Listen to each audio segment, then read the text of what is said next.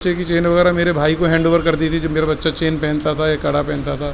क्योंकि जब उसके गले में आप लोगों ने इतनी सारी चोटें देख ली थी तो उसमें किसी की स्किन हो सकती थी, कुछ भी हो सकता था जो एविडेंस में काम आ सकते थे। वो कैसे हो जाएगा इतने बड़े बच्चे के साथ? घटना भी हो जाएगी, दुर्घटना भी हो जाएगी। आप कह रहे हो, कभी कहते हो कि एक्सीडेंटल हो गया, कभी कह रहे हो मर्डर है, आपको खुद नहीं पता हुआ क्या है। वहाँ के स्टाफ से पूछिएगा, बताएंगे क्या हालत है उस माँ की। वहाँ का स्टाफ तक कह रहा है कि ये गलत हुआ है।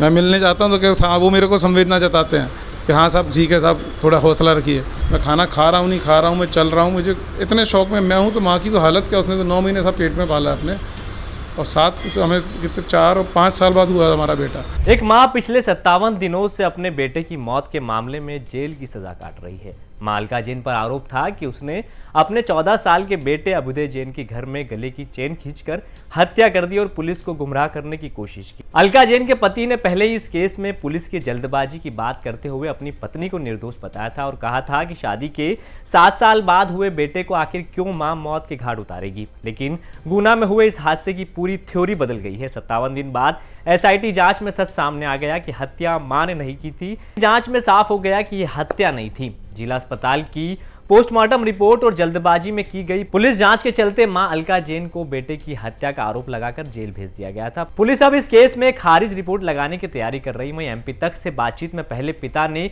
पुलिस की जल्दबाजी पर सवाल खड़े किए थे और साफ कहा था कि जिस सोने की चेन को आधार बनाया गया था वो पुलिस ने हमें वापस दे दी थी। एक बार सुनिए पिता ने हमसे क्या कहा था। हम फिर भी पुलिस के पास गए, हमने खुद ही पैनल पीएम के लिए भी रिक्वेस्ट करी। पुलिस प्रशासन थोड़ा देर से भी आया, जबकि उनको मर्ग रात को ही मिल गया था। सुबह आए वो 11 बजे, उसको भी हमने फॉलोअप लिया कि भैया आप आ जाइए, कुछ देख लीजिए। सुबह 11 बजे आए हैं, वो आए हैं तो कैजुअली उन्होंने इधर उधर देखा। कुछ जो एविडेंस थे वो उन्होंने हम ही से उठवाए। हमने बोला भी, उन्होंने बोला नहीं कुछ नहीं होता, आप तो उठा दीजिए।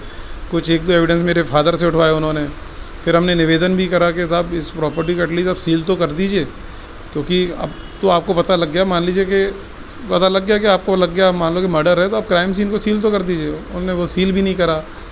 फिर ऐसे ही उनको फिर हमने मेरी चाबी उनको दे दी, मैंने आप चाबी आप अपने पास ही रख लीजिए एटलीस्ट।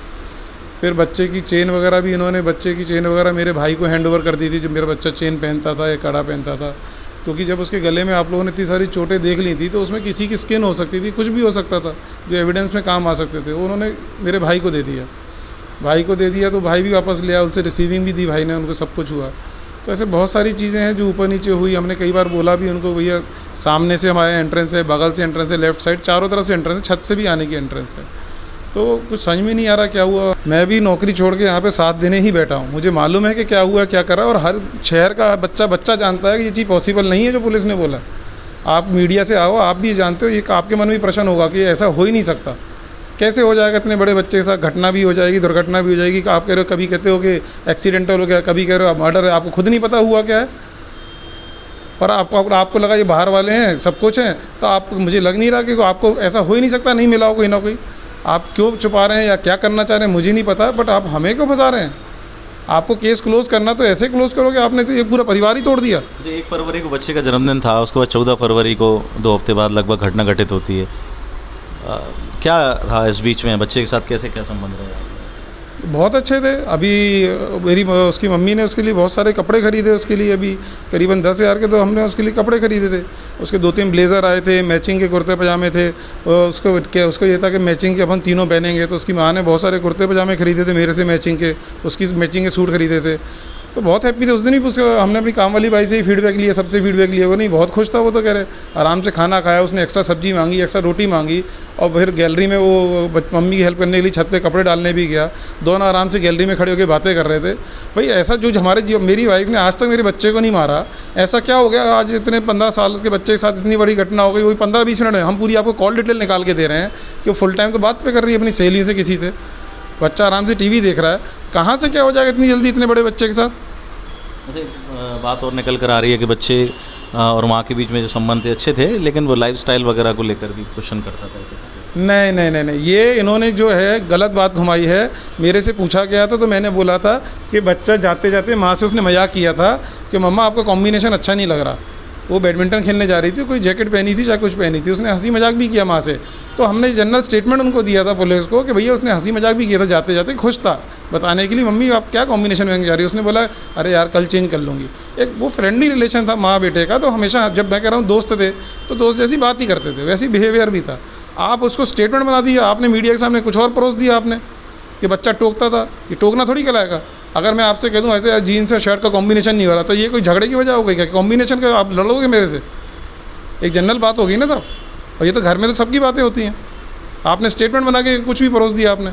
मैं भी तैयार हूँ मनने के लिए, कोई दिक्कत नहीं है। हम न्याय पे पूरा भरोसा है, न्याय प्रणाली पे पूरी भरोसा है। कुछ लोग नहीं करेंगे न्याय तो ऊपर के तो करेंगे। इतना भी देश में अंधेपना नहीं मच रहा है कि बिल्कुल ही कर दिया जाएगा।